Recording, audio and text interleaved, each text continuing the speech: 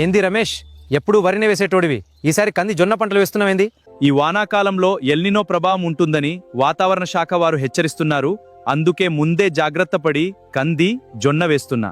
El Niño అంటే ఏంది? Pacific మహాసముద్రంలో సముద్ర జలాల ఉష్ణోగ్రత పెరగడం వల్ల ఏర్పడే వాతావరణ పరిస్థితిని ఎల్నినో అంటారు. ఈ మార్పు ప్రపంచవ్యాప్తంగా వర్షపాతం, ఉష్ణోగ్రతలపై ప్రభావం చూపుతుంది. దీని ప్రభావం మన నైరుతి ఋతుపవనాలపై కూడా ఉంటుంది. అయితే మన తెలంగాణలో పరిస్థితి ఎట్లుంటది?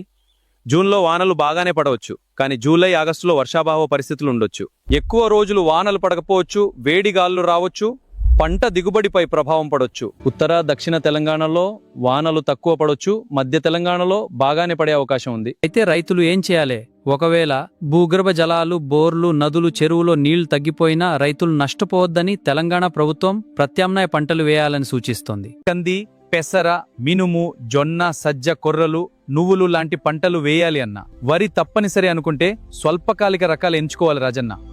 రైతన్నలారా, వాతావరణానికి అనుకూలమైన ప్రత్యామ్నాయ పంటలు వేసి ఎల్నినో ప్రభావం నుంచి బయటపడదాం. వ్యవసాయ శాఖ తెలంగాణ.